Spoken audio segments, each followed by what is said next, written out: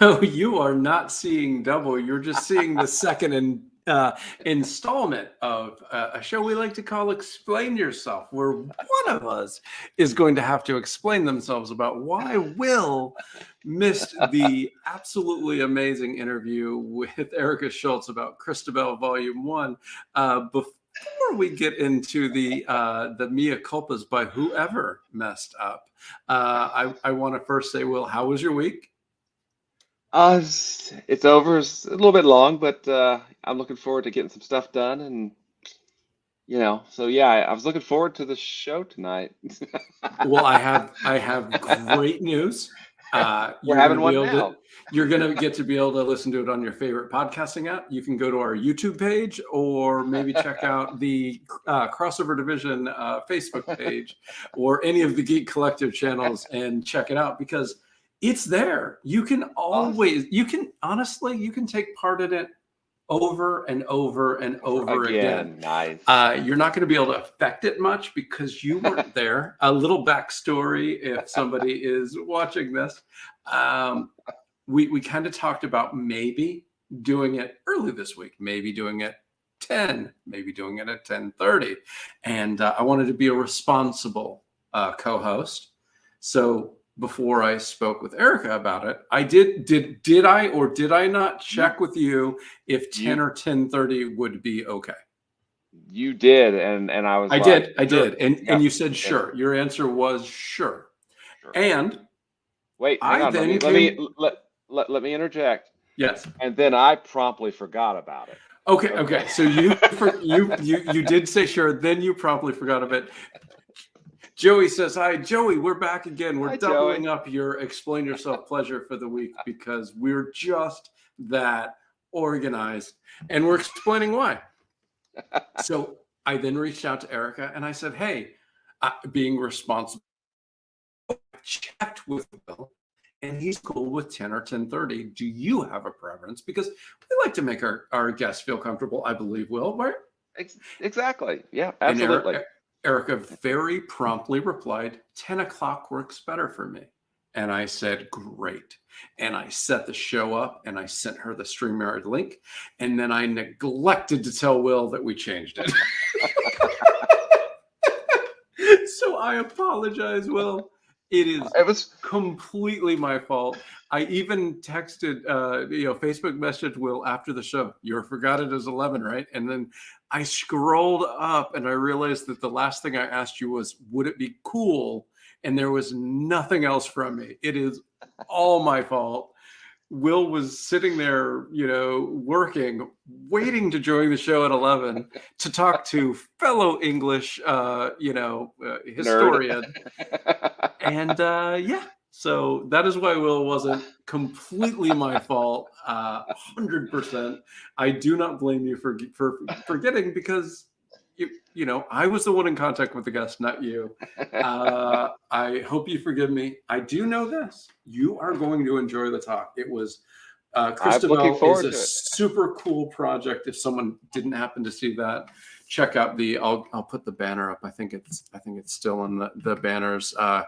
Christabel, if you weren't here, is the continuation of a 300-year-old epic poem that Samuel Wordsworth. Taylor Coleridge. Yes, Coleridge wrote, but Wordsworth told Coleridge it sucked, so he stopped writing it.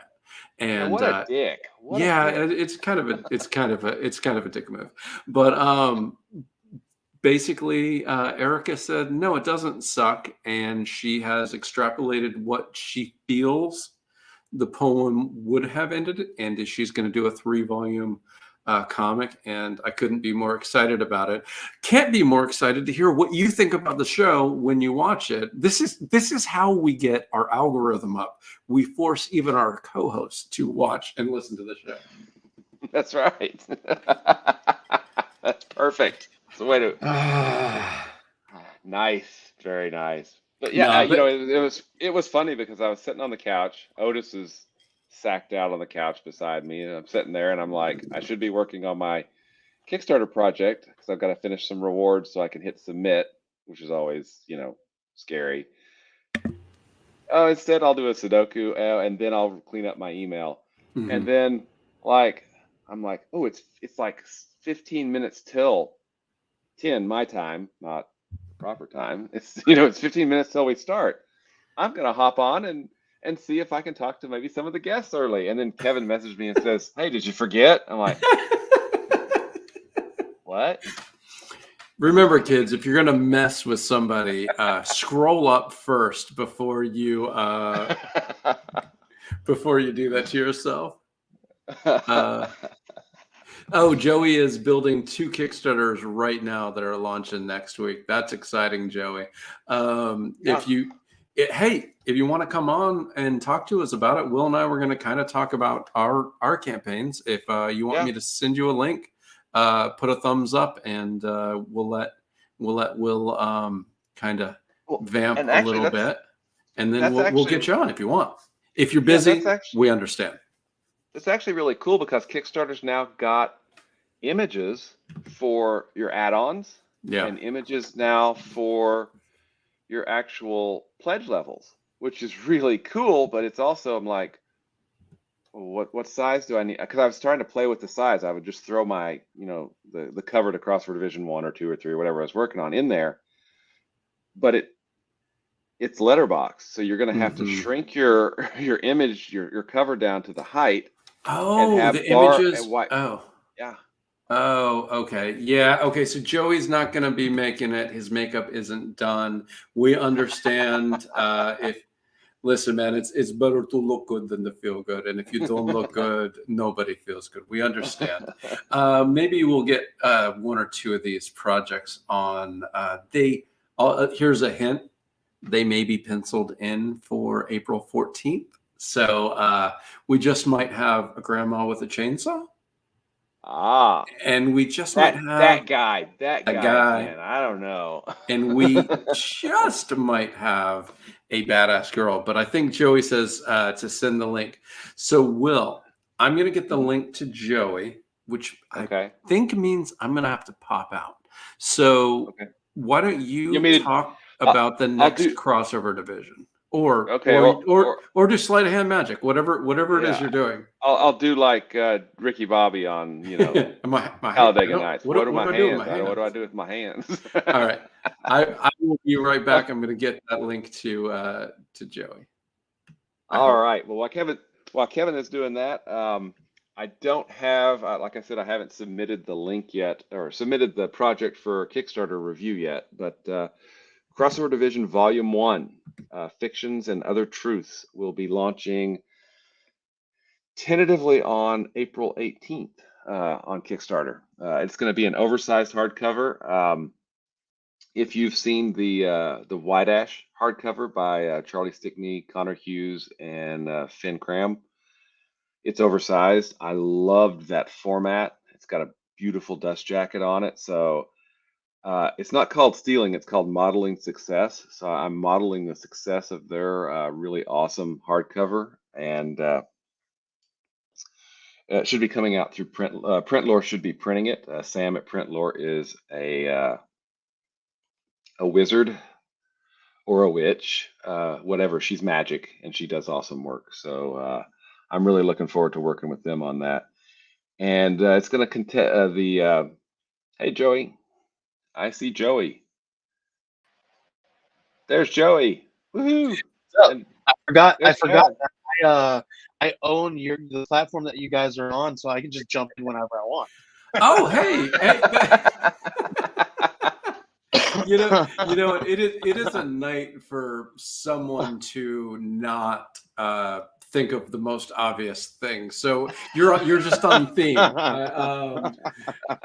So basically, yes. First of all, I don't think we had you on to thank you for letting us come and play with the Geek Collective. I know we spoke behind the scenes. Mm-hmm. So what is the Geek Collective, and how did you put it together? So we for Geek Collective is basically, it's a media company that we have a podcasting arm, we have a publishing arm now. We're doing streaming, right? So we're doing a lot of really cool stuff right now. we're actually next week. We're like you guys are saying, we're going to be launching our first creator book, which is Badass Girl Here. We got all 4 issues already done, ready to go. They're ready to Wow, print. nice. We can go to print right now. They even have some printed and ready and all good to go. But what we're going to be doing is we're going to bring in all 4 issues collected into a trade paperback, which is really cool. And that's actually what I was building all day today. I was building that, and I was building out Grandma Chainsaw. So, because it's me, I'm a little crazy. I decided to launch both Grandma Chainsaw and Badass Girl on the same day, which is I don't know why. It's probably kind of crazy. I hope you can get those 2 campaigns to cross promote somehow. Yeah, well, totally. Yeah. And then I've got that going on. I'm also going to be doing promoting for another Kickstarter that's going to be launching here the next week or 2. So I'm going to have like 3 or 4 Kickstarters that I'm going to have my fingers in those pies. And so it's a little scary though, because I don't know if you guys have been watching the state of Kickstarter. Nothing is really going like anybody's plan. Hey, here's how scared I am of Kickstarter right now. I'm launching April 11th, and I'm going to kick ass. Grandma Chainsaw is going to kick ass. Badass Girl is going to kick ass. This 3rd campaign is going to kick ass, and Crossover Division a week or 2 after that is going to kick ass. We're going to do it because we put books together that are worth people backing. And we're going to make it happen. And there's this little show called Explain Yourself, and you're going to be on, I know what 2 of them, 3 days in. Do you realize what the Explain Yourself bump when you get there early is? Yeah, I mean, we had Pat Shand on early, and it was like thousands of backers, right? Yeah, I don't want to overstate it, but we probably made Pat Shand, let's see, because of us and only us. Yeah. We probably made Pat Shand about $88,000. He got 96,000 total, and we're going to give him the first like 8 to 10 for like writing it and getting his artists and like paying attention to every Kickstarter campaign that comes out, knowing what worked. But the Explain Yourself bump. Do not forget that, Joey. So it's something else. I won't. That's why you guys are part of the network. You guys are part of Geek Collective. The whole reason you guys are cash cows. I didn't think he actually. I thought we snuck in, Kevin. I didn't think he actually knew. I like to think of us as the Geek Collective sent snails more than cash cows. But hey, if we're helping, we're helping. Yeah. No. Well, you guys are definitely helping. Yeah. No, I mean, I don't want to. I'm kind of joking. Yeah, that not every Kickstarter is doing as well as we might assume at this time, but we all have to look at it and go, all right. I say this many times, but my buddy at Creature Entertainment, Juan Navarro, before I did my first Kickstarter campaign, I said I was a little scared. I don't know if I should do it. And he looked at me. He goes, the absolute worst thing a Kickstarter campaign can be is a 30-day free advertisement for your book. That is true. It is the absolute worst thing that can happen is you've advertised your book to thousands of people who've seen it. The money didn't come in this time, but thousands of people saw it. Our buddy Ryan Kroboth just relaunched Sunmaker, and he got within $50 of funding this last time. It is statistically, he's a unicorn. Statistically, if you 50%, you end up funding. And I don't know how it happened that he didn't fund, but he just missed it. He launched again, and he's at like 80% in a couple days, because he took it like a goddamn champ. He went. He didn't get down at all, which is amazing. He just said, "Hey, we got so close. I'm so proud of it. We're gonna go back in. We're gonna tweak this, this, and this." And he's relaunched, and he's kicking ass and taking Kickstarter backer names. So, yeah. It's not the bump of crowdfunding when every comic shop in America was closed down and Kickstarter was the way to get comics, and that was Right. Mhm. a wonderful time to launch. But you know, if you got a good book, you got a good cover, you got a good image, you got a good campaign, and I've seen campaigns that you built for people before, Joey. Yeah. You know, Sorry, I had a little one come and ask for something. absolutely, no worries, no It's his, worries. it's his bedtime, and I'm on here. No, you know, you're absolutely right. Right. It's about you know, getting out there, and if things don't work, you know, check out what doesn't work, and go back and fix it, and then come back. Like I think I was talking to you, and I like to mess around and play with people. It's like, yeah, it's a popularity game. If you're not popular, you're not gonna do nothing right, right? Like, but sometimes you feel like that, right? You're like, you're looking at your numbers, and you're like, oh my gosh, dude, what am I even doing this for? I feel Mhm. like it is a popularity game sometimes when it comes to something like that. But you know, it's just like I think Kevin said something the other day that stuck with me. Like, it's the people who stick it out and work hard and continue to strive and do better each and every time, even come back from your mistakes. Those are the people who are, you know, it's like, you know, that old saying, the cream rises to the top, right? So those are the people who are going to be successful in the end game, right? And people who are looking to make a quick buck doing this kind of stuff it may not work for you, because this is kind of one of those long game things. Yeah, You yeah, know, yeah. so It's got to keep that in mind. Kickstarter is weird. It's different than the direct market. Direct market, your number one sells 4 times what number 2 sells, and everything after that goes lower. A Yeah. Kickstarter number 1, you're going to find some people, and number 2, you're going to bring 80% of those people back, and you're going to get about 20%. But Yeah. then 3, 4, 5, you start to build that. And you do what you Oh, can. yeah. Grandma Chainsaw in the house. Alan Dunford says, "Hey, y'all should have tagged the not safe for work. Too much sexy." You know what? That's why we do it so late. That's why we do it so late, Alan. The video is Like after now. hours, so me, Joey, Will, we can just kind of bring it. Yeah. And Alan's probably on there. He's like, dude, get to work. What are you doing? Do you have a deadline launch on Monday?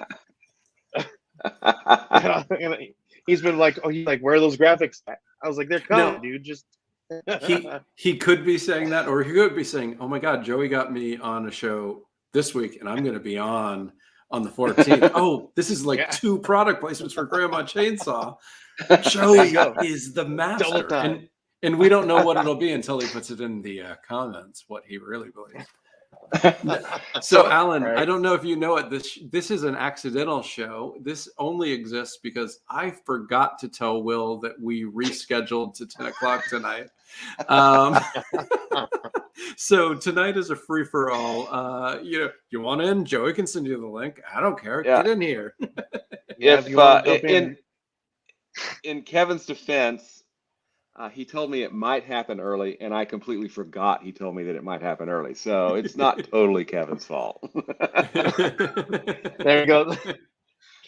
He said, "Oh my God, Joey got me on the show this week, but I won't have any graphics."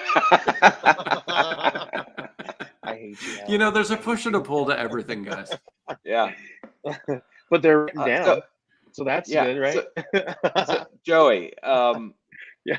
you're building campaigns right now. I mean, I'm working on mine. I should be working on mine. You know, I should have been working on mine, but the new stuff from Kickstarter. I mean, they've got, you know, every add-on now can have its own image, and every reward tier can have its own image. Has that Yeah. changed the way you're designing a page? Because I feel like, and I'll be honest, I don't design the pages. Brant Fowler does. Brant's brilliant at it, and I love Brant. But I'm wondering if that's going to change your approach to what kind of goes in the site. Are you still going to go ahead and put all your rewards, you know, as big images, you know, in the main body of the page, while still having the small images for your reward tiers and for your add-ons? So what's awesome is that I love the new feature, right? The new feature is freaking amazing, and it looks great, right? But there are some things that I wish that they would change that would make the whole entire layout so much easier and more beautiful. Me and Alan were talking about it the other day. And actually, Alan just texted me. He said he's not feeling really too well. He's been working really hard at work and stuff lately, so he's not able to join us tonight. So, but he will be here with us on the 14th, I believe we've scheduled. So we'll be on there to talk a little bit, and I promise graphics will be I'll done. be there. 'Cause we'll be live. And I'll be there. We'll all be. So, but yeah, I love the new features. It's really cool.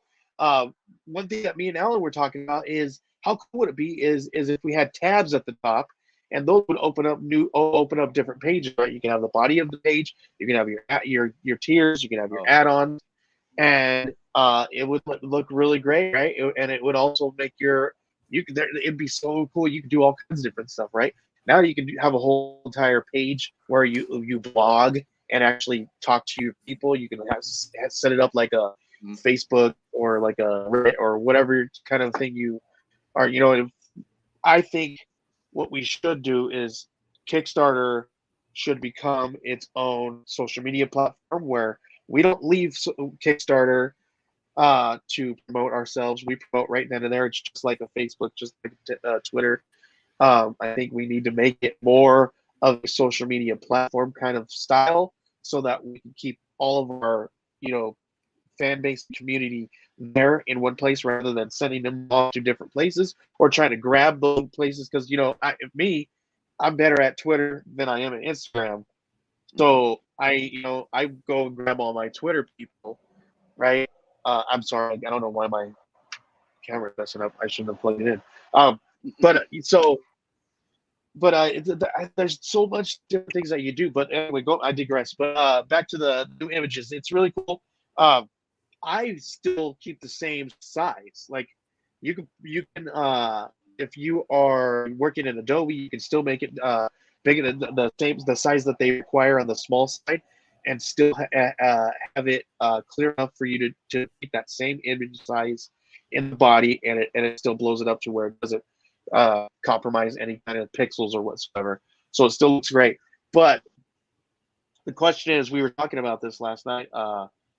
Do we keep those graphics in the body now, and just kind of keep our body shorter and just leave the pictures on the side? Because now it's almost like, do we even need it? Right? So I don't know how you guys feel about that.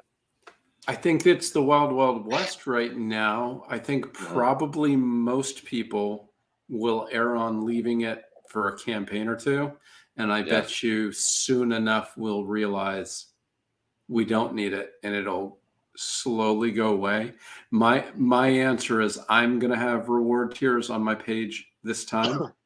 And because I want to see what it really looks like live before I get rid of that thing that helps. And it'll be certainly interesting to see what the difference is between an image this size in your story part and versus then an image over here like this big with your reward. Well, I'm going to keep them this time and see what it looks like. I think I'd rather them twice than once.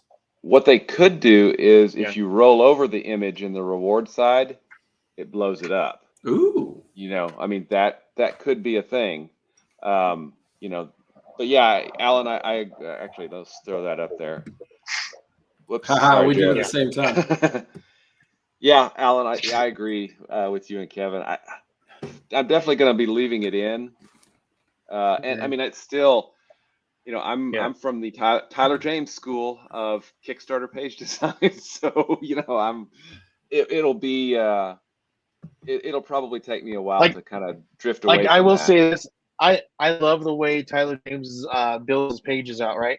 But going through all those pages and looking through the way he builds things, and I don't want to downplay anything that he does because he's amazing, right? But I feel like I don't know about you guys, but I threw away tons of stuff that I saw people do, like the pie charts.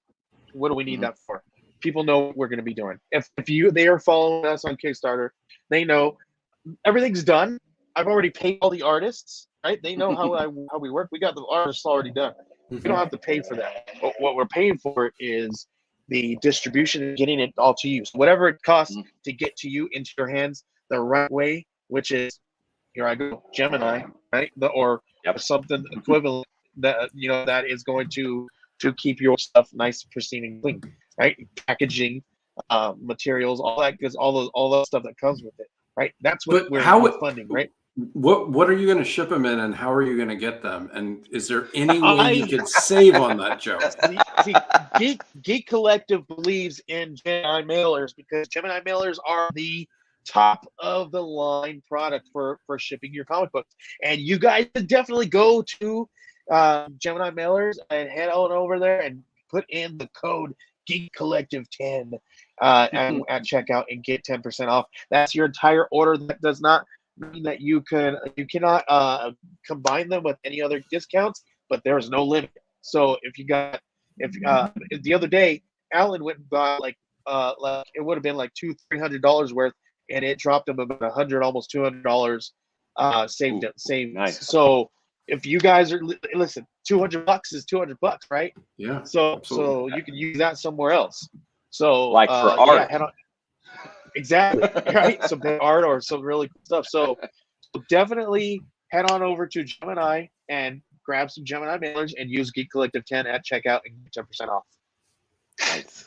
Very nice. No, And yeah, and he did. He said it's cheaper than Amazon. I did have some people say, well, I just go through Amazon. It's the cheapest way. Well, Alan recently went and purchased the both items. He did it. Yeah. He did it simultaneously next to each other, and he did Amazon and he did Gemini. And Gemini with the Geek Collective 10 code was cheaper. So Yeah. and he looked for the cheapest thing. It was the exact same thing. So it's depending on the bulk and stuff like that. It might be a better choice for you guys to go through Gemini themselves. In truth, this second show is literally only because I didn't do the ad read during the Erica Schultz interview, and I manipulated all of this so that Joey didn't literally run from the western part of the United States to beat me about the head breast check in that nest area. Hey, listen, if you guys go to that use that code, it helps the Geek Collective and it helps shows just like Kevin Joseph and Will's show, so that we can continue to keep them on air and so that we can continue to create these comic books. All the money that's going to be going into from that code and because we do get a commission. I will say that on air we do.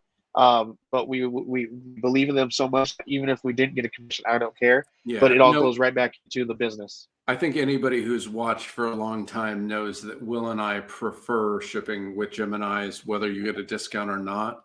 So if we're going to tell you to buy a Gemini, why not pay 90 cents on the dollar? Literally, why not? There's no reason not to get a discount, and it helps us. But Will and I also, and this, I don't know, Will, if Joey wants us to say this, we've started saving the Gemini. So if I back Crossover Division, I back Grandma Chainsaw, I back Badass Girl, I'm going to get 3 Gemini mailers. I save them. And I've started packing my Tart ones in the Gemini mailers that I ship. So I'm reducing, reusing, recycling, as well as buying the Gemini. So use Geek 10 to buy them, but don't be afraid to repurchase them, because Geminis are so strong. They can probably be sent 10, 20 times before they're no longer usable. And in fact, Kevin and I were, I often describe myself as a pinko commie tree hugging hippie. And Alan says, no shame, come at me. I've done it. No, yeah, I've done it. I've done it too. But I actually surveyed my newsletter readers and said, hey, the environment's important to me. I have all of these mailers. I make sure that, everything is packaged inside and it's labeled correctly. And, do you have a problem with me reusing these? And it was, nearly unanimous. Like, I don't care. It was either do it or I don't care, right? That was like every answer was either yes or I don't care. Do it or I don't care what you do, as long as it gets here, in good shape. Yeah. So I remember Will showing me his numbers, and it was like 60% I don't care and like 38% yes, that's a great idea. I maybe there was one person that said F you, but if there was one, I don't remember. Nope.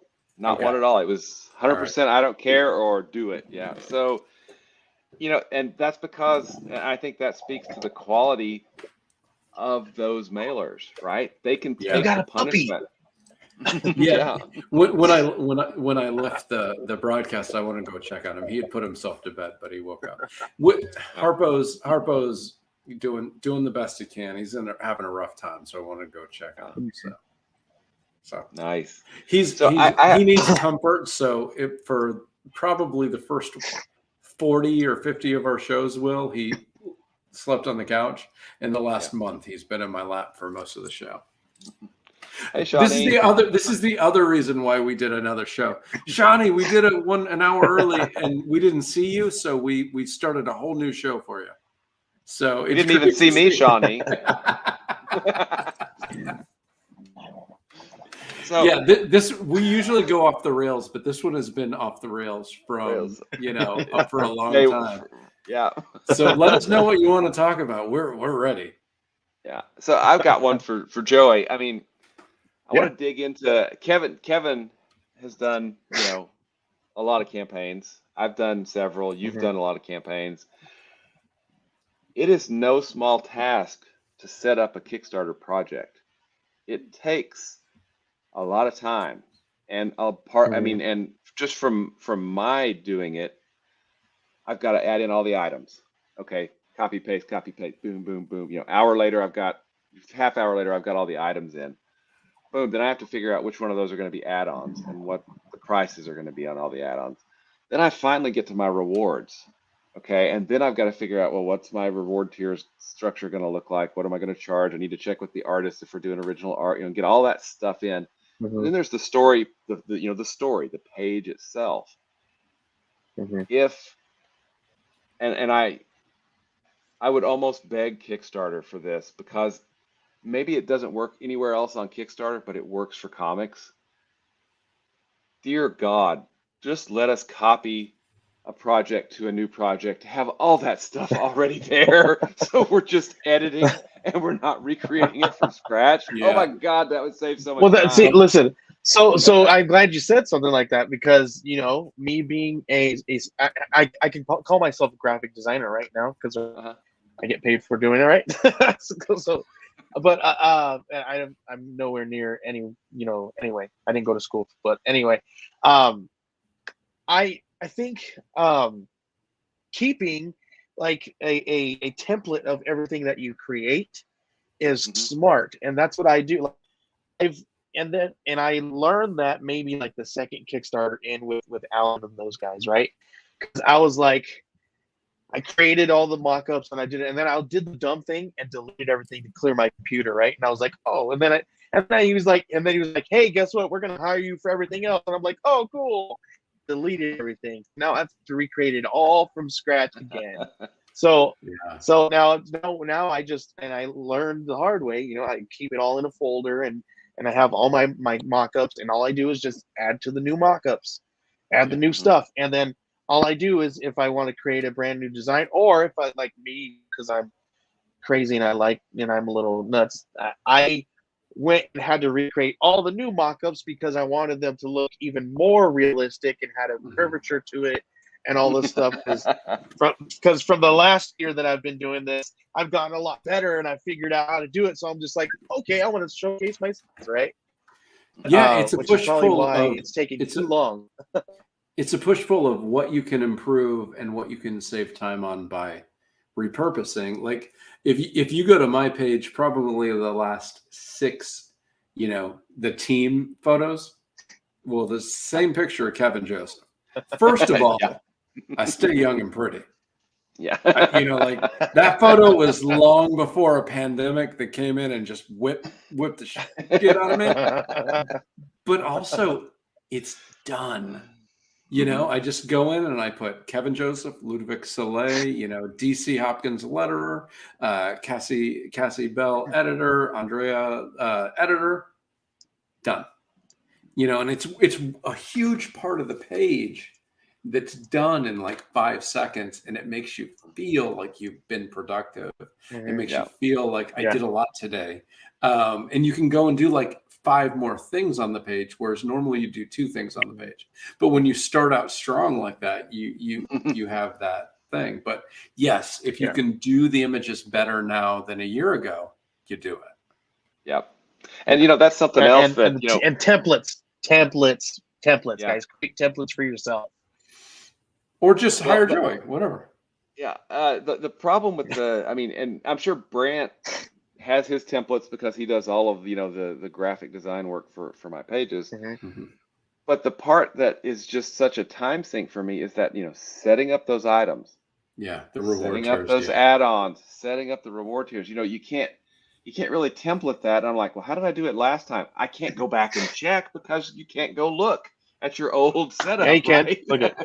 Well, I don't know if you can see that. I have it all written. I don't know if you guys can see that on the screen, but I have. Yeah. It's one of the first things that I do, and they're always there. I don't know. Can you see that? Maybe there a little bit. There we go. Yeah, Kind I of. see that. We can absolutely I see that literally you're holding I something literally up. go and I go and copy and paste, literally copy and paste the tiers on the page, right? Gotcha. When they're Yeah. done, or if we are working them out, I write them out and then I create all my graphics pertaining to that. But I usually wait till Alan gets all the stuff done, right? Because I work with Alan mostly. And he's like, okay, I got the tier, this part of the tiers done. And as soon as I go, I start killing it out. Mhm. But it's you write it out first. And this is the thing though, I keep these because I can go back and be like, oh, this is what we did last time, right here. I have this is what we have. This is how we changed it, and this is what we ended up with. So it makes it easier for you to go back and do that now. Now that would be amazing if we could do it all in Kickstarter, right? Rather than taking duplicate. it out and Yeah, keep it the all in only thing I Kickstarter. would say is that duplicating a reward tier is, I've tried it and it's bit me in the butt when within a campaign, duplicating a tier, trying to fix something. There's just something you about got to change a lot. You got to Yeah. change a lot when you duplicate a tier, and Mhm. if they added it, I would say be careful. Now, Shawnee asked a question that is super near and dear to my heart. Mine She too. asked, speaking of setting up campaigns, Kevin, are we still looking at 4/11 for the Tart launch date?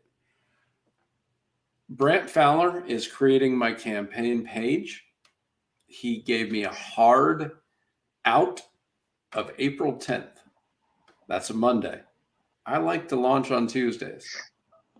I hope he's on time because we're going April 11th. Yeah, we're going to do it. And I did check. He gave me April 7th to the 10th. And I did kind of check with him again and say, yeah, I've put this up a lot. I've kind of put myself hanging out to dry. I really hope you're ready because we're going the 11th. Yeah, unless something happens, we're going the 11th. I'm super excited. We're going to go April 11th to Cinco de Mayo, and we are going to celebrate the end of the campaign on this show. Yeah, I'm super excited about Tart 15. So Nice. April 11th, and I do know that I didn't do my Tart 411 today on Twitter. So oops, but today was a rough day, which we're a positive show. We're not going to talk about what was rough for Kevin. It was rough.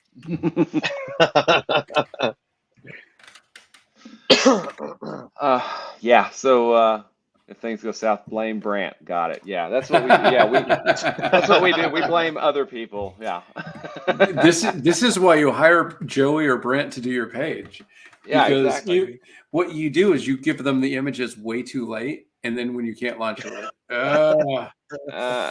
Brant said he'd do it. And that, unless you're me and I like just hound you, give them to me now, please. Listen. I have to. I manage like multiple campaigns at once, right? And I really have to get on some people sometimes, and sometimes I'm like, oh, I really hope that they don't like hold that against me because I'm just literally asserting my business self, right? And I'm not. That's like Well, literally you're running the campaign that is funding their dream. Right. That's not on you. That's on Alan. Alan, I'm talking specifically about you. He's gone. Whatever. Well, it's funny. I was talking to a creator on a call Wednesday, and she and I were just chatting about some things. And it came up that well, we've got this is going on, and I said, oh my God, it's so easy just to write it. The rest of it's herding cats. I need the art, I need the inks, I need the colors, I need the letters, I need this. I need Wait a second, Will. Did you see the comment? Oh, read, no, read, literally read. I I put it up on the screen. Read what Shawnee said. You're right, Johnny. It's cat herding. As the writer, I mean, I'm like, wow. I want to write this. It's great. I'm enjoying it. And everything from that point on, you're absolutely right. It's just cat herding. Okay, I've got to focus on this. There is not a single person in this world that grew up and said, I want to be a writer because organizing a bunch of different people's streams of work excites me. Exactly. Cat herding is not why we got into writing. We got into writing because we're like, I want to write somebody punching somebody else. That would be fun. It's not like, boy, I really want to make sure that I've got the pixelated imagery from John to Stacy so that she can manipulate blah blah blah. Oh God! I had that conversation the other day. I was like, all right, I had to request some different files from the artist, and I'm just like, and it's horrible sometimes too, because sometimes people really hide their artists away, right? Which is, that's a whole different story. But I have to talk through this person to get there to the artist, and I'm just like, just give me these files, guys, please. I promise you this: if Brant ever here's the thing. Will and I both use Brant for our Kickstarter page. And this is not at all a judgment on Joey. It's just we already were before we met you. So if Brant ever retires from Kickstarter page making, I can bet Joey's going to get some email from Will and Kevin real quick. If you ever work with me, I am going to do everything I can to introduce you to Ludo. I'm telling the guys to not cut his brakes. Because to have somebody else working on this is a godsend. I mean, when it comes down to the project creator, which usually on Kickstarter is the writer, it is my responsibility from beginning to end that the book that you back gets into your mailbox. But having somebody like, in my case, Ludo, who has a passionate love of the book, even when he's super busy, if I send him an urgent thing and I would say, Joey needs blank, within the next day you would get it, because Ludo cares about our book as much as we do. But that's not every book. Some books, the writer is the creator and the artist is just not just the artist, but still it's a hired gun. And you might run into that with some projects. Well, yeah, and it's not that I love working with my team. Pablo's great, Alice is great. On the art side, Brant is my letterer and designer, so he's there at the beginning at the Kickstarter, and he's there at the end. When we finish the book, so it's great. And Ryan is a great colorist. So I mean, I really enjoy working with all of these creative people. It's just that primarily I want to write, and what doing all of this other stuff allows me to do is to write. So it's a trade-off. But and that's why, again, the moral of the story is that's why you hire me. because that's the moral, right? But also our tagline is let us manage your project so that you can do the creating. and that's Right. exactly what it is, right? It's what that's the one thing that I noticed when I saw, and maybe this is cheesy because maybe I watch robots too much, but see a need, fill a need, right? Like that was one of those things that I noticed is like I was like, hey, all my friends they need help with this, so and I'm available. Why not? And maybe they can Right. pay me for it. Right. Yeah. So- And there's And I've whenever the campaign funds, which I think every one of you has, they can. And if it Yeah. doesn't, you're going to have to get out the baseball bat. yeah. yeah. Oh yeah. Well, I mean, that invoice is coming one way or another. Well, it's funny because in my day job, I work with tech, in IT and all that. So I've worked with lots of program managers or project managers By the before. way, Tech just sounds like a 6'2" blonde guy. I work with Tech. I Tech's work pretty with cool. Tech. He's good with the ladies. Yeah, he's my wingman. No, but project managers do actually enjoy doing, figuring out the logistics and doing all of that stuff. And How? it's What is wrong with them? Are they okay? well, they're No, better we're than not okay. We're not they're okay. better than accountants. We're They're better than accountants. I mean, it's I- so it we're- really. I we're- get it. I get it that people have different skills. I don't get the people. I want to, but I don't get the people have different like desires. Like the organization part is just something I have to do. Uh-huh. And I love it because I have to do it. But yeah, to think that somebody's like, I can't wait to figure out how to put these in the right order. And I'm like, ah. But I get I don't that know- accountants I don't know great why, at numbers. Yeah. But I think the reason why I love it is because it's comic books. I think if I was doing it for anything else, I'd probably hate it. Mhm. It could be, or it could just be. I joke, but I know that it's almost making a puzzle out of it and kind of Mhm. being the detective that can move it around. But Mhm. it is a slog for me. It's a very important slog. Mhm. I have gotten to love fulfillment because it means the person that made it happen is going to get it. Mhm. But I haven't gotten to the point where literally doing the fulfillment is fun. I just know it's fun to send when it's all packed up and it goes to the post office. That's a great drive. I love that.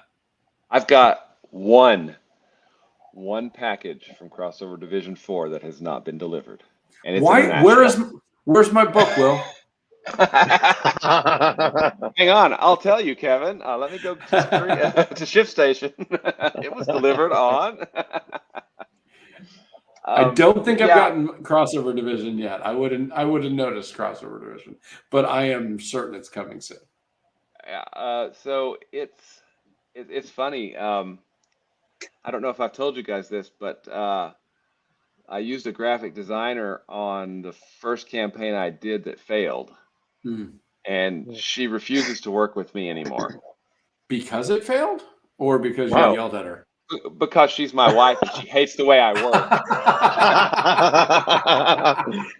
There you go. Yeah, that makes sense. She's like, Yep. you just, no, I need all of the information up front. I'm like, well, we'll just figure it out as we go. And she goes, no. By the way, won't work with me anymore. Shawnee might be a project manager because she might have figured this out. I might not have filled out my survey.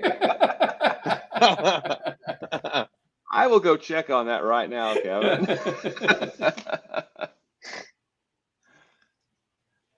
I will do that as we discuss this. I had the sad situation where I took probably 6-year-old packages that were packed up of people who never sent surveys, unpacked them and put them in the stock this week because I had to do a big inventory, and so I grabbed a box where I had surveys from the San Diego Comic-Con where we did the convention #1. There were some Tart 4s in there, and just people just never did their survey, and Charlie Stickney taught me this, and I think it is brilliant.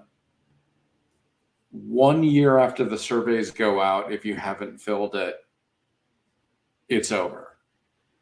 Yeah, it's a donation. Yeah. Mhm. At that point, and I had held. So it kind of sucks to put those books back in the stock, but I now have like 3 nice variants of Tart 6, which is nice because they got busted up in shipping. So I usually have like 25 extra variants just for safety. And I remember that campaign coming down to maybe having like 2 nice covers after I fulfilled. So I now have 3 nice ones sitting here because of people not doing their surveys. So that's sort of nice, but it sucks because people gave their hard-earned money. Yeah. And I Mhm. want them to get the book, and but there's nothing you can do if people don't fill out their surveys. It's funny because I had one backer from Crossover Division number 1 that had never filled out the survey. And so I was looking at that, and then I was fulfilling, number 4, and his name popped up, and I was like, that's getting fulfilled. So, a year and a half, 2 years later, I grabbed it. I had already sent his out, and I just made another package, and I sent. So I that was nice. completely did number 1, and then in number 3, I had a person that also he backed 4, and I corresponded with him a little bit, but his survey only got partially filled out for some weird reason. So slapped it in a box and sent it out with a little note saying, "Hey, I don't know why, but here, it's your stuff." Yeah, I mean I've got I think 17 backers that have not filled out their survey for Crossover Division 4, and I'm like, I send out the backer kit update every week to them saying, "Hey, fill out your survey," and then I sent them direct Kickstarter messages, and I think this weekend I'm going to try direct emails and say, "Look, here's your link. Look, I want to give you your stuff. Please, I want to give you your stuff. Help me just a little bit, just a tiny bit." No, I don't know why we lost one of our best high dollar backers. Had backed early the first like 3 campaigns, but 3 or 4. But after the first campaign, they just never did their survey. They did issue 4, they did issue 5, they did issue 6 with no survey. But I had sent the first one, and they stopped backing. And I have no way of knowing that they stopped backing because they didn't get their books. Yeah. But message after message after message, no survey. It's kind of tough. I would love.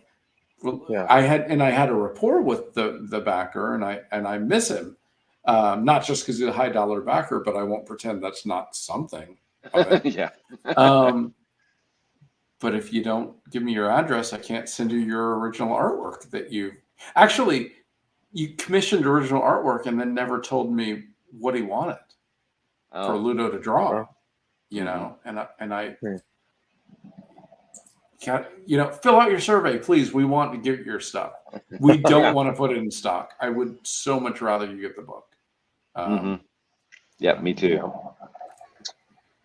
And Kevin, you have been fulfilled, and it was delivered. Give me a second. Will's a liar. It could be. We've had a year. We've had a 2023. It has been. It has been. Hey, do you guys want to get a sneak peek of Badass Girl? Heck yeah, let's do it. You bet. So everything's done with Badass, but except the add-ons. But the add-ons is literally everything that is in the tiers, just a la carte. So it's not going to be anything different. Cool. Can you share? Can you share the page? Yeah. Can we look at it? Let me see. Yeah, let me share with you guys.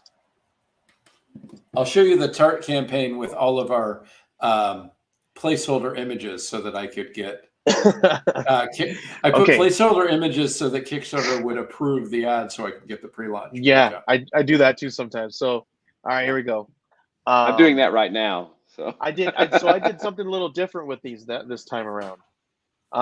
So I kind of gave the little synopsis here, and then here's the because it's issue 1 through 4. So here's you want to get caught up on the story here. We got some really great quotes.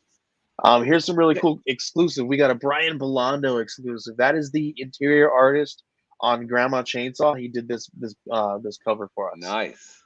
Really gorgeous looking cover. And then Yeah. I went and commissioned Dexter Wee to do a cover. So this is Dexter Wee here. You guys know who Dexter Wee is, right? I do not. I Nice. missed him. He's done he does a lot of stuff with what's the studio that the Kung Fu studio that Yeah. Yeah. They do the Stickney's a Adept. part of. Yeah. Adept. Yep. He's Yeah. done some covers with them. I think he's doing a bunch of stuff with them right now. He also does the interiors for War Lion, I believe, with a couple of friends that we did that I know. So he's got a couple stuff in there, a couple things. But Yeah. this is his really great looking cover. I've noticed and then that here's you're using Immortal Studios. Immortal Studios. yeah, Immortal Immortal Studios. Studios. There you go. Yes. You're using you're making text on your images. Is that so you can just control the text better in the flow of everything? Because otherwise you're just getting the text that They give. Yeah. Oh, you mean like on here? Yeah. No, like on It's- up when you had the cover. Yeah, like right there. That's Right here? not. Yeah, those are images, right? Yes, these are all images. So that's another thing that I do differently is, a lot of people, they use text and they write it all out here, right? And they put it all out there. I found when I look at Kickstarters, I find that it's kind of boring when I read that. And I'm just like, oh, they just got a bunch of words. I'm just going to skip through it. I want to look at the pictures. It's comic books, right? So I figured, why not, all of my copy, I'm going to write it out and stylize it and do it with some great looking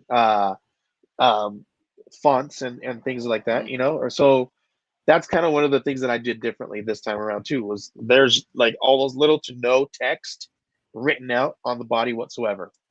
Cool. It's all graphics. So that's another thing that I did. And I you know what, I don't know, maybe it works, maybe it doesn't. We'll see how it works. But here are our regular covers. You guys can see them on the wall behind me as well. 1 through 4 is already done, ready to go. This is the first arc. They are also going to be doing some really cool. I think I'm going to try to see if we could do some stretch goals, do some back matter to open it up. So there's going to be like an extra story in the trade paperback. Here's some really cool looking the interiors here for the issue 1. And if you guys want, if anybody who's watching or anybody else out there, I have a link where you guys can download issue 1 and read it Nice. for free, for absolutely free. Yeah. It's a little. So, I'm sorry. Go ahead. Go ahead. I have a weird question for you because it interests Sure. me. Where do babies there's- come from? Yeah. What's that? Where do There's- babies come from? It's You not a have weird 4 question. It's a really important one. You have 4 issues done. Uh-huh. I'm just wondering about kind of the calculus that went into deciding to make those 4 individual issues versus just one big, trade or hardcover or something of 4 issues. Because that's I like to do the issue to issue because Mhm.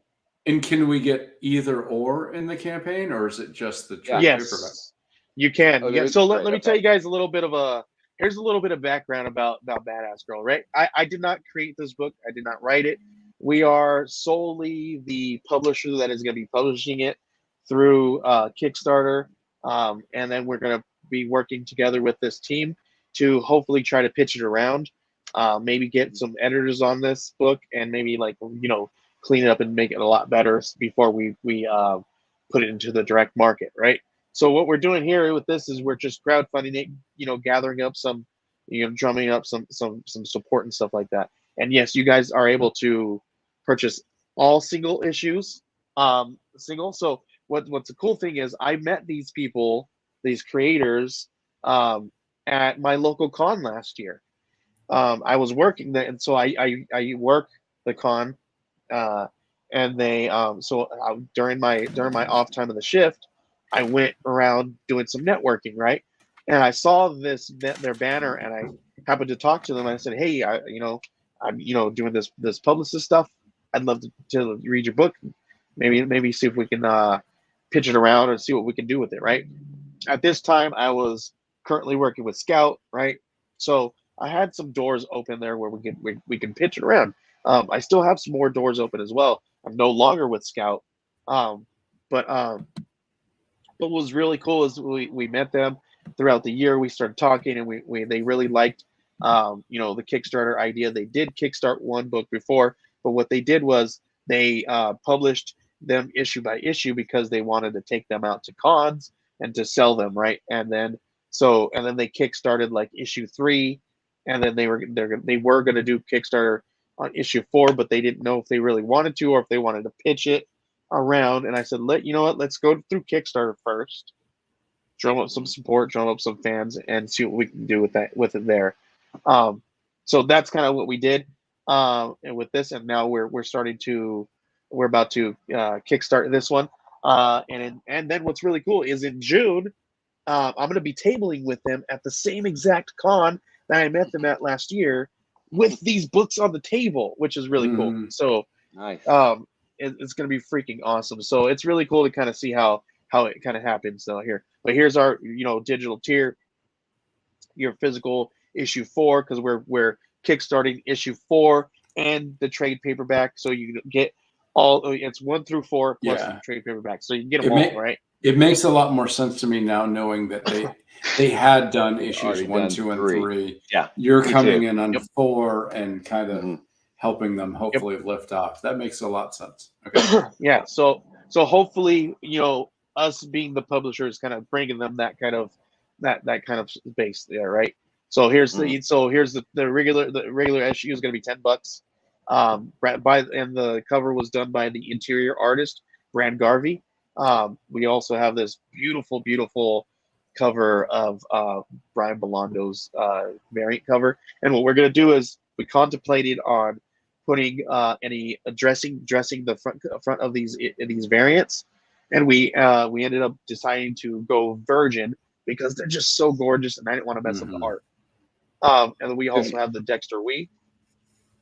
Go ahead. Are you doing any medals for this? Yes, we are. We're going to be doing the trade paperback in the metal. With digital, cool. Here's you get to do a 2-pack. You get to pick issue 4 and 1 your choice of one of the variants. You did that. We also have a hull foil. You did that with Pocus Hocus, right? Yes. The trade paperback. How did that work? It worked very well. We so with Pocus Hocus, we that was a 10K campaign. So we did pretty good. I don't know if we can redo it. I'm trying to, right? That's the thing, but we'll see if we can strike gold twice here. Well, I mean, here's the gorgeous hull foil. What is the funding goal you're working for on this one? So we have this at 3,000, right? Yeah. Because of the state of Kickstarter, we're watching all these things. We're watching what everybody's doing right now. So we're kind of keeping it in that 3, 4, 5, right? We're probably we're not in the hole too much, right? So I mean, we're not like looking for 10 or 12 or 20K, right? We just want to fund getting these books out to you guys and possibly funding the next arc of these books, right? So because we have this team wanting to do some more really cool stuff. In this next arc, I really want to have a little bit more control of the story a little bit as the publisher, and kind of because I love what they did with this, but I feel like we probably could have gone back to the drawing board just a little bit, changed some things around, just like a publisher would. They didn't want to do that this time around. So, Yeah. I'm not that kind of publisher where I would say, you listen to us and that we're going to work with you guys, and whatever you guys want, whatever kind of goals you Yeah. want, we'll work with you to reach those goals. So we're going to do it this way. We also have a really cool t-shirt that our buddy Jay Hammond art commissioned for us.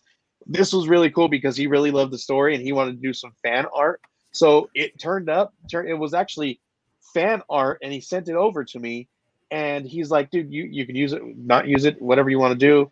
I was like, dude, I have to. And he did this chibi style badass girl. And I was like, dude, it's so good. I have to use it. He gave it to us for free, but I ended up paying him anyway because I just have to be that guy who has that reputation of paying our artists, right? And then you can get all physical issues for $30 here. You get a really cool deal there. Is and that then here's our can I ask, is that issues 1 through 4 and the trade paperback, or is that just issues? So 1 this through is 4? so this is issues 1 through 4, and then you get a PDF of the all collected trade paperback. And are those the first printings from their first Kickstarters, or Yes, these will hopefully, if they have enough, these are going to be the first printings. Yeah, If that's not, a we will great go price. Yep. No, that So we'll go. These are first printings. We're going to try to get rid of their stock, what they have. If we don't have enough, then unfortunately you will notice that on the back it will have different branding and stuff like that. But for now, the first printing kind of looks like so. This, get in on day one so you can get those first prints, people. Yeah.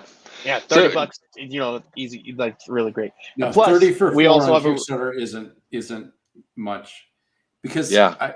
I was Way cheap. shocked how much it's costing right now. I have to pay for Tart 15 to print one issue what I could sell Tart 4 for when I first started. Wow, that's crazy. Yeah. It's nuts. And then I have to change the graphics here because we changed the wraparound. What we did here is we removed the spine, and we're just going to do this complete wraparound with the art all the way to the back. Cool. And what we're going to do with this is we're going to be doing this. There's going to have an offering of this cover here in metal. This is the trade paperback cover by the interior artist Brand Garvey. Gorgeous artwork. You get a trade paperback and your choice of a variant. I did my first metal cover for Crossover Division 4, Mog Park's cover, which is turned Very out cool. beautiful. And I'm wondering who do you use for your metals? For metals, I think it's for the metal trades. It is Ready Comics, I believe. Okay. Yeah. Cool. It's Very either cool. them or no. Mix'em does the. I think they did our hardcovers. Mix'em. So I got to get back to you, but I think it's Ready Comics that does our metals, and Mix'em does our hardcovers. So it sounds too like you're kind of from the same camp that I am is when it comes to setting that goal on Kickstarter. It's like I set it as low as I possibly can to bear as much financial pain as I can, to make sure that I fund. Yeah. And then the hope is that I overfund. And I think Kevin, I think I probably learned that from you at some point, because that's just, it's so freeing when you funded, because then you don't have to worry about whether or not you're going to fund. You just have to worry about, okay, what can I do now to make this a better experience for my backers, right? It's right. And you want to do that anyway, but you don't have to then worry about, oh my God, am I going to fund, or do I fund on day 29, or, do I fund 5 minutes before, Well, Tyler, that one campaign where they did it on the final day, and his banner was funded in just 29 days and 3 hours, which is a super funny banner to put on your Kickstarter page. And they funded, but Comics Tribe usually funds in about 8 hours. So Yeah. I do believe I would rather have a campaign that I asked for $3,000. I ended up with $9,000. Mhm. Then Yeah. I asked for $9,000 and I got then- $9,001 on the last day. Yeah. Right. And that's exactly what you And- have to kind of, it's hard to do that, to figure out where you're going to put it at, right? Sure. Because you're like, I don't want to put it too low, because then I don't want to have that optics of, oh, well, if they have it so They don't low, need their it. their book's probably not that great, right? No. Or they don't need it, or it's something negative they're going to think, right?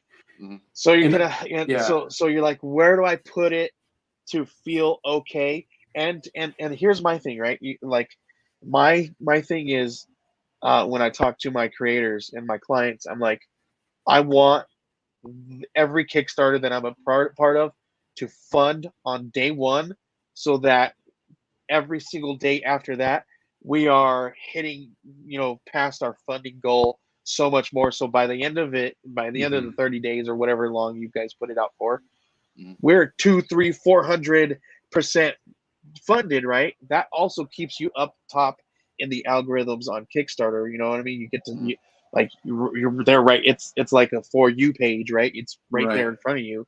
So you got to play these algorithms. And I do a lot of think people, I do think Go that ahead. when Kickstarter started and backers weren't kind of privy, and the backers now, for the most part, are wise to all of this. I think in 2014, 2015, some backers would see that your goal was $3,000 and you had $3,200, and there were some backers who wouldn't back you. Yeah. Because they decided, oh, they've got their money, I'll back that person over there. I think that the backers are savvy enough to realize, I now back the books I want to exist. Mhm. I had no problem. We brought up Pat Shand. I had no problem backing Steamy, even though by the time 6 hours after he launched, he was already at like $26,000. Yeah. Why? Because I want Steamy. Yeah. I'm going to back him. I don't care that he made $96,000 and probably asked for 12. I'm making that up by something. But backers are now educated, and the funding goal is the funding goal, and we got to get you to that point. Mhm. But there's no one's pulling your pledges because you funded anymore.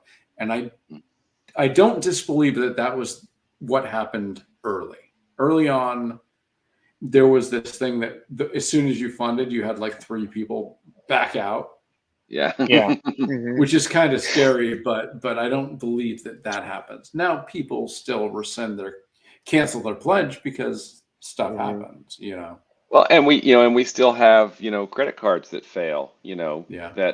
that's money that we don't get for the campaign either, and that there's a certain percentage, Yeah. that are going to Hey, fail. Kickstarter, if you could just kind of change that so that it doesn't say that we made 10,000 when we really made 7,800, that would be nice.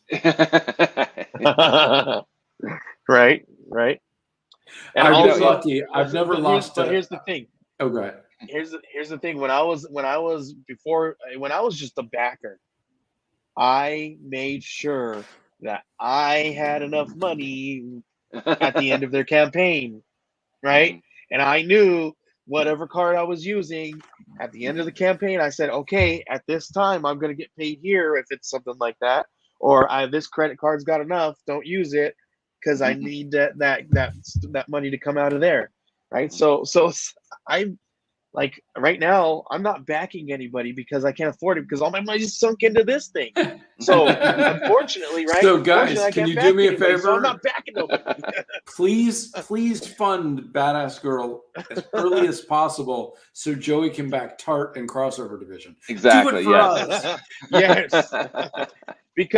because every time that you guys launch, I'm launching something, or my money's tied up into something that I'm working on that I can't. I still don't have well, I've got Tart because I work at Scout, but I don't have a crossover division that I need. I need all of them. Need it.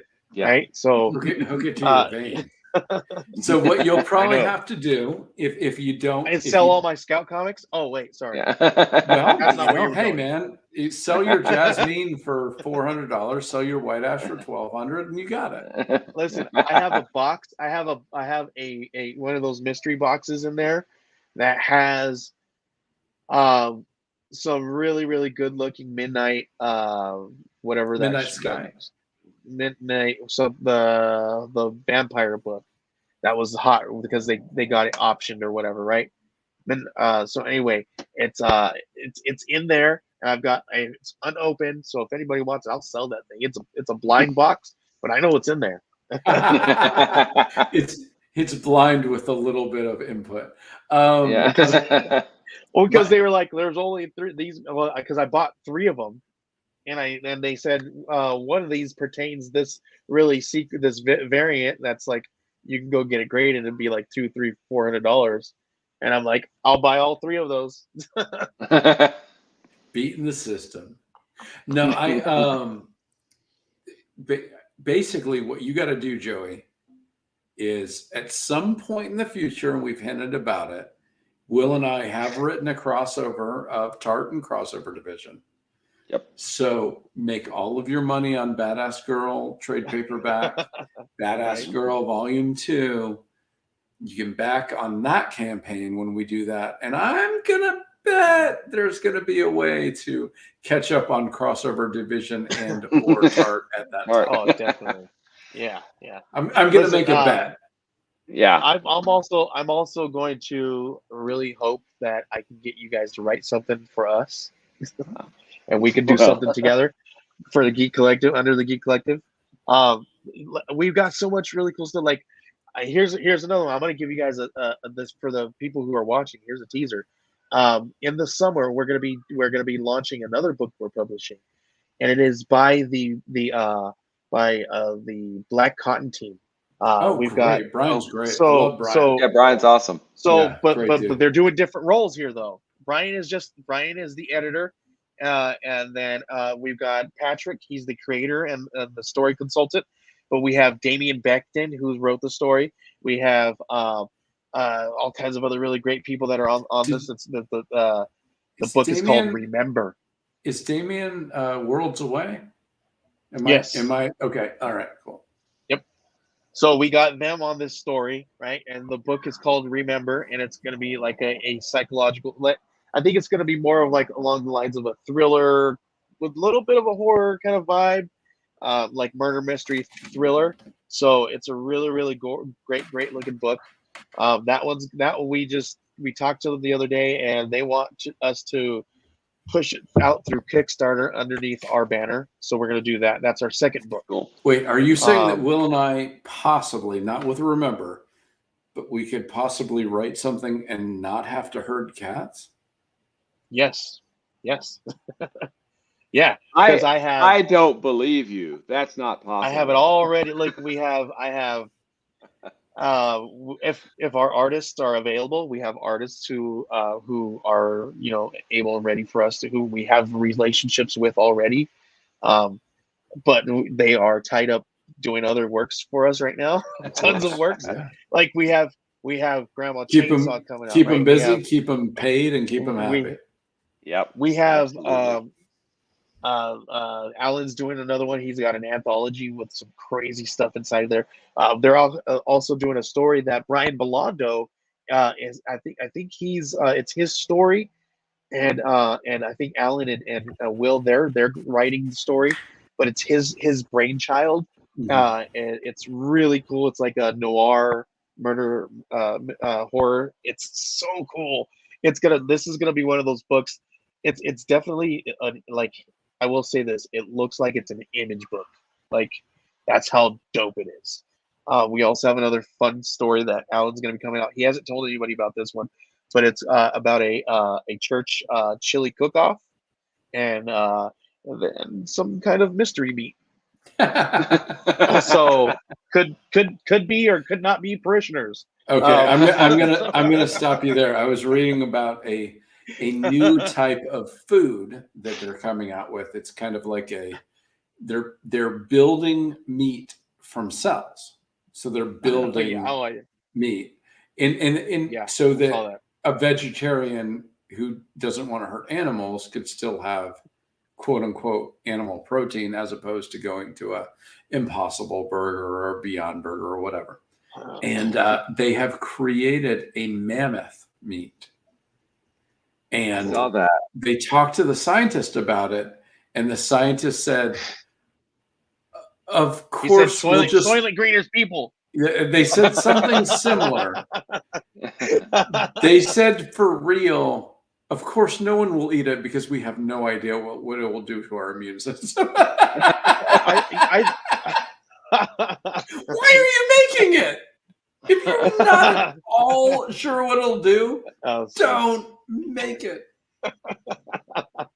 Oh man. Well, I mean, they've successfully cloned so many different animals now, right? And they're thriving, and those cloned animals have their own babies, right? So how do I know that I'm not speaking to clones now? Nature will find a way. That's what I know. Yeah. Listen, I have a story in my head too here's the story, and this is all I did was I pitched it to some friends, and I said, "This is the pitch. Think of Star Wars Bad Batch, but with eldritch monsters." Gotcha. But I mean, there's more to it, right? Obviously, Right, of course. I don't want to give everything away, but there's more to it. But so I mean, I got a ton of stuff that we're gonna be doing. I got one that hopefully me and Alan are gonna start off with. I'm gonna say it to you guys because there's nobody here, nobody's watching us. We got Shawnee. We got Shawnee with us. We have our teammate. Shawnee, we should make you a co-host, to be quite honest. If you want to join as a co-host anytime, you let Will or I know. We'd love to have you, because you almost make it worth doing because you're with us all the time. Yep, absolutely. So here's the pitch. Frankenstein, Private Eye. He has to figure out who killed every single one of his body parts. Oh, that's beautiful. Nice. That is awesome. That's a great pitch. That one sells itself. We're gonna get yourself a team together. That's great. So hopefully it's gonna be me and Alan writing the story, and then we're gonna find a really great artist. I don't know. I really want like some real like. There's some people in mind that I want for the style. Okay, can I pitch an artist to you, and you look at their work, and then put it in the group? I did a book called Morte with an artist out of Toronto called D.A. Bishop, and the reason when I came up with the idea of Morte, he was the first artist I thought of. It's because he can make ugly beautiful. That's awesome. He has a book called Of Stone, which is about a troll and this world of these trolls. And what I've always said, it's my favorite Hulk comic, but it's not Hulk. Mm-hmm. And I don't know if he's drawing comics anymore, but boy, I would love to see his take on a Frankenstein noir. I will get you Morte to look at as you look at artists, because boy, when you see that pitch, I think of DA doing it, and I get excited. Yeah, that's the one. So I did have another story, but I want this one to be the first one to go out there, just because I know with that pitch, that's printing money. Yeah, that's counterfeit machine. Right. So I'm really hoping to do that one. And then me and Brian Hawkins are going to be working together on a bunch of stuff. I've got a meeting with him coming up. Mm-hmm. Yeah, Brian's awesome. I've got a meeting with him this week, this weekend, or this next week coming up to discuss maybe he writing a lot of stories because listen, I've got a notes on my computer of just stories and like outlines of different stories, right? And I'm just like, I just need somewhere to put these. And I was like, you know what? You sound like this story sounds like it was written for Brian Hawkins. So and here we go. I would tell you guys too. There's two friends, right? Two childhood friends. One of them takes a different path than the other one. One of them is super rich, uber rich, and the other one just lives an everyday, regular life. It sounds like Will and I decided. Right? Well, but which is who? I think I know who's rich. I hope Will's rich. But anyway, they end up going to a island resort. The rich friend gives the lower income friend tons of money to play with, and they go and enter a card game, a poker game, whatever kind of game. Lower income guy starts to win, right? And then he continues to win, and he wins the whole pot. And he finally figures out that that they were pulling a con on him to make him the fall guy for a laundering scheme. That feels Hawkins-esque. That does. That's gonna be a Hawkins story right there. So he's gonna be writing that story. He's gonna have creative control over the story, and I'm gonna have creative control over the artwork. So Cool. and the story. Well, he'll write the bulk of the story, but the brainchild of the story would be mine, and he'll have creative control writing the story. So no, that's super cool. That's super cool. Well, I'm super excited. We accidentally did a second show, and we are an hour and 23 minutes into it, and I've had a blast the entire time. Will, do you have a pre-lunch page yet on Crossover Division, or is that coming? That's coming. I'm hopefully going to submit for approval tonight, so maybe I should have it early next week if I actually get done what I'm supposed to get done. So it'll be. Okay. Do you guys want to see the preview page with placeholder images of Tart? Because you're going to see things like Tart 13's cover, not Tart 15's. Or should I just find the pre-launch page and put that up? Hey man, whatever you want to do. What do you think, Joey?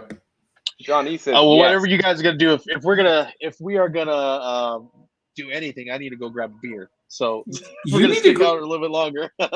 Go grab a beer. You need to grab a beer, man. I do. All right, I'll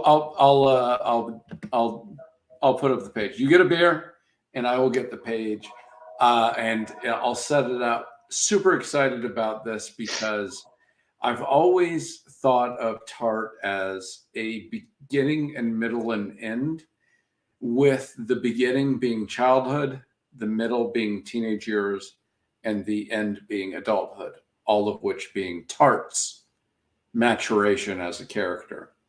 Mm-hmm. And about issues 1 through 9 were childhood, and 10 to maybe 18 or 19 is the teenage years.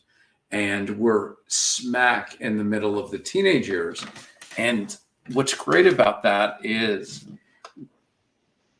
the first issues, Tart was all about doing everything she could to be good and make her bosses happy and make people proud of her.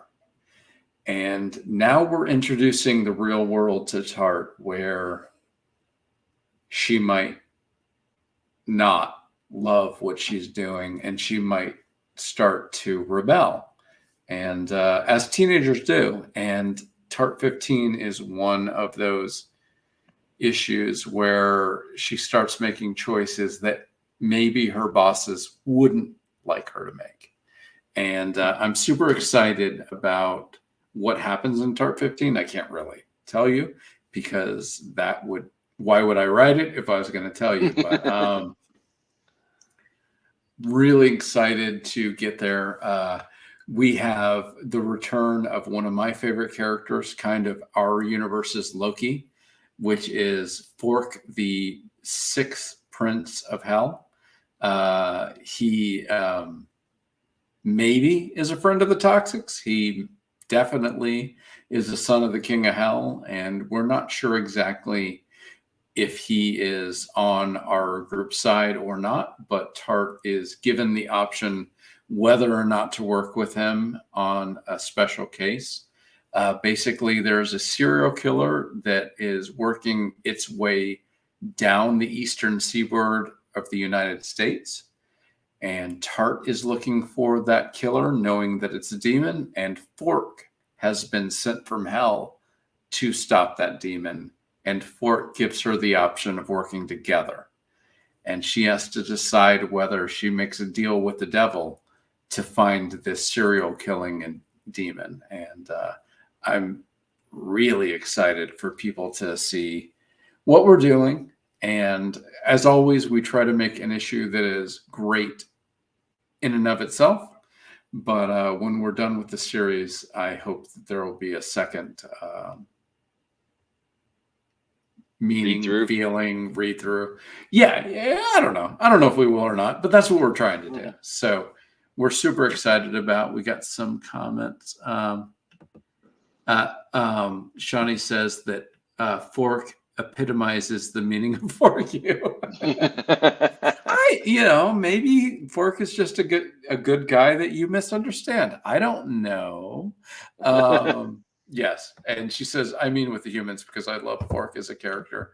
I will say that there is some bit of Fork that I do take from Stardust.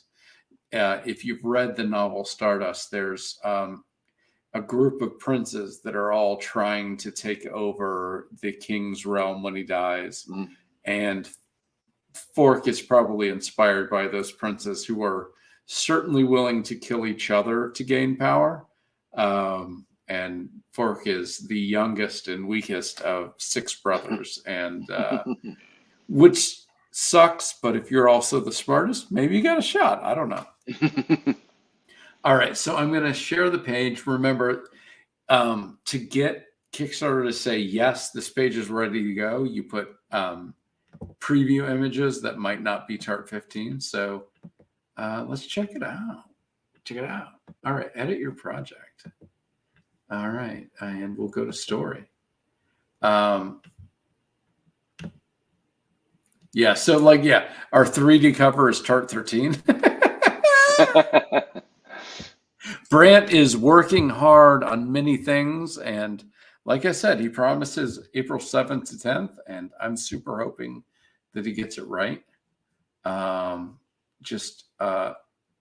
Like you said, you want to try to get images and words, but you want to try to get images on your page immediately. This is a super cool situation from the script.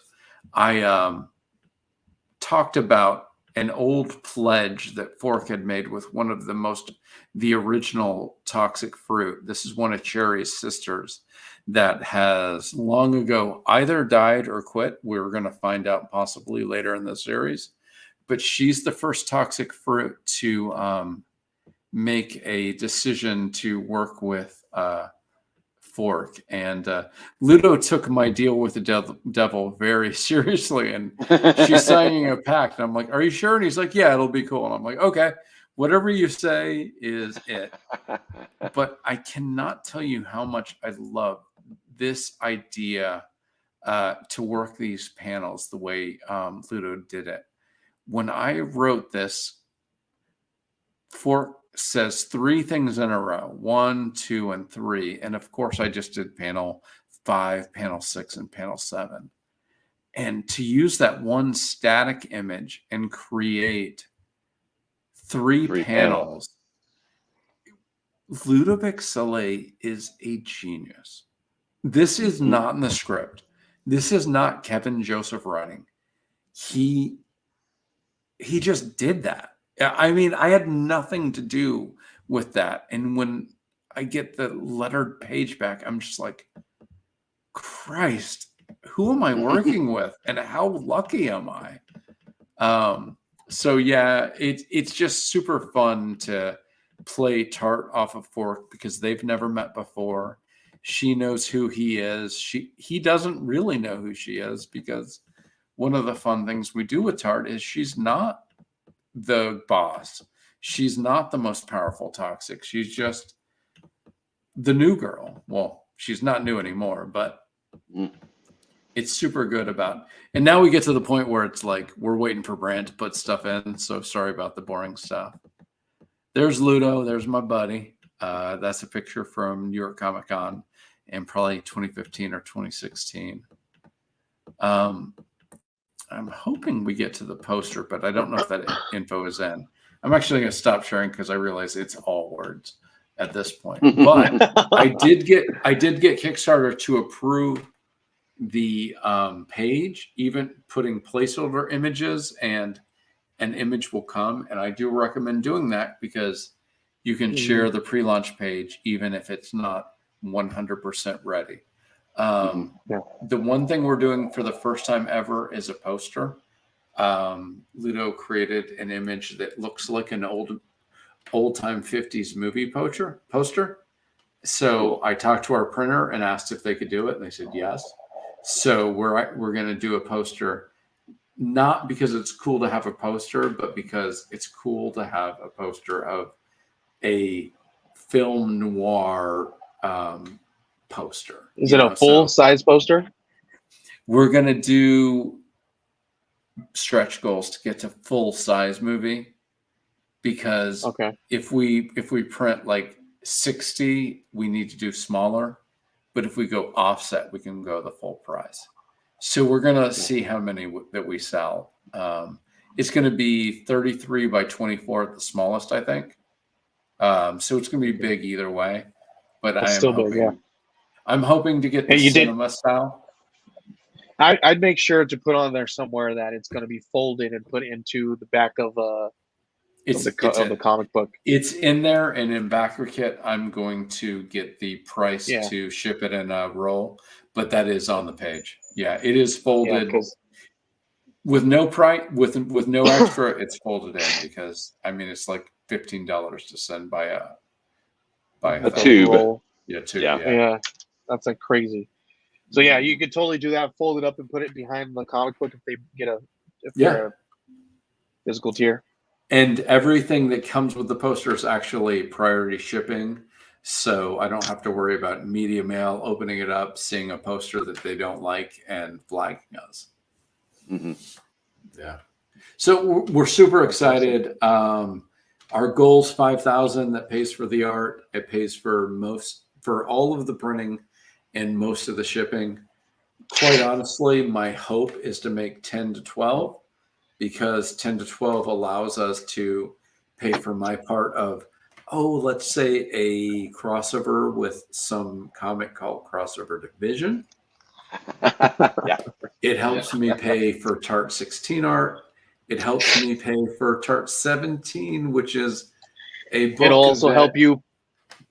also help you pay for a Geek Collective exclusive cover. I'm getting that either way. I do back with my own credit card, because if I backed with the Kickstarter credit card, I would bankrupt Catch-All Comics. But no, I basically, my theory is Tart 16 we need to pay for. That's the priority. Then I have a crossover with Will, and I do have something in the works with another creator which sounds starting to hint stupid cool. By the way, I'm not going to tell you what it is. It sounds stupid cool. I think we're going to start releasing that info a little bit more. So I can't do it, but I will say maybe go to my Twitter feed and see an artist that I might have shared that person's art. That might give you an idea who's going to do the artwork on it. And but most importantly, if we can pay for 16 and some of these crossovers, Tart 17 may be a pseudo anthology within the world of the toxic fruit that I don't write and Ludo doesn't draw, but some other teams might tell some stories within our world. And I am extraordinarily excited about doing that. It'll fill in. Are you going to kickstart that one? Yeah. If we get the money to do the art, I will kickstart the book. but I'm not going to do it unless I get the money to kickstart to pay for the art, because this Anthology isn't Ludo. so hard. This isn't Ludo. I can't. Ludo, I can talk to and say, hey, how are you doing this year? And depending on the year, he can say, I need the money now before I draw. And oftentimes Ludo can say, I can wait for the campaign to get my money.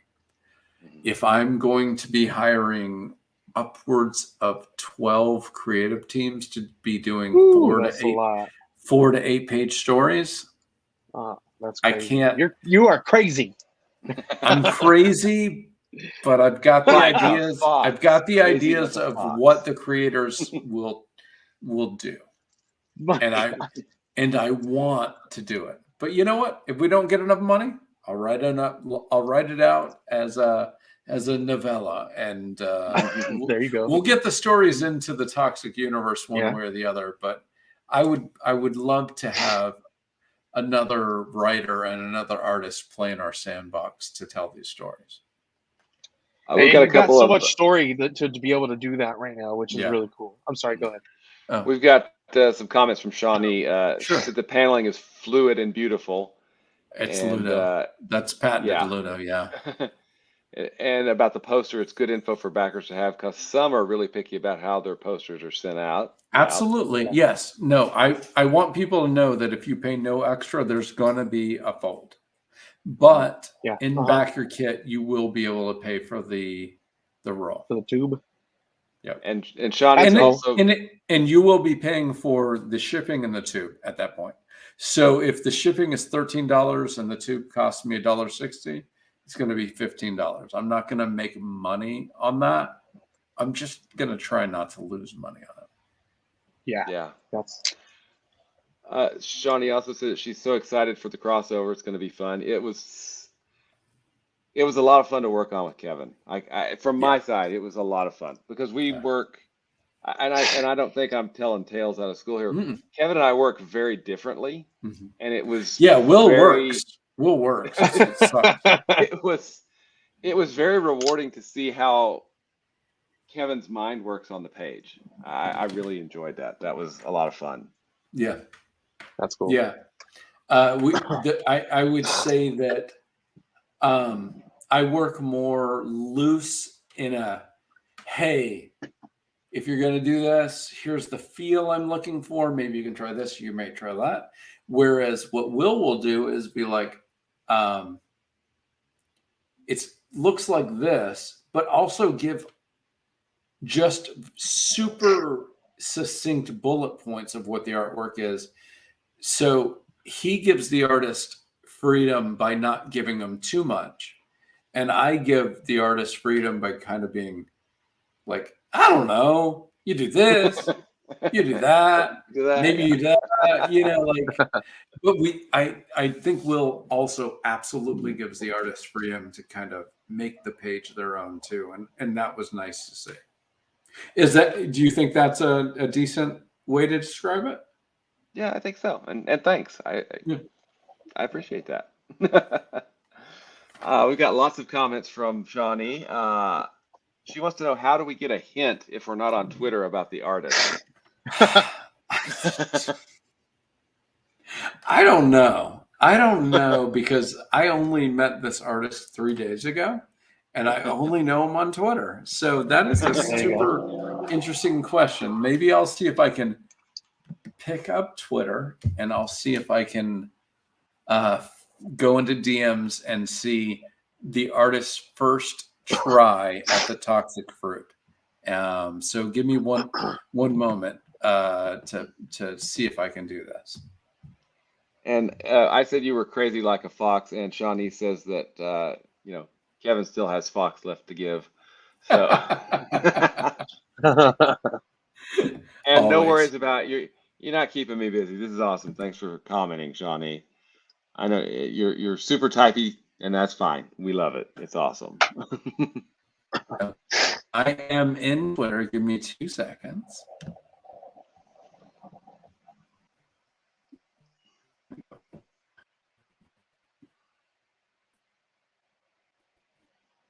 I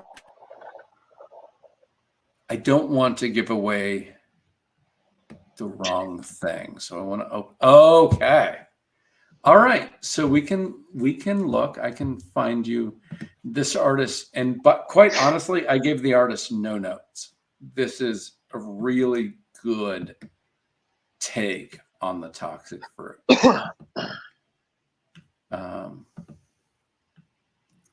So this nice. is their first choice on.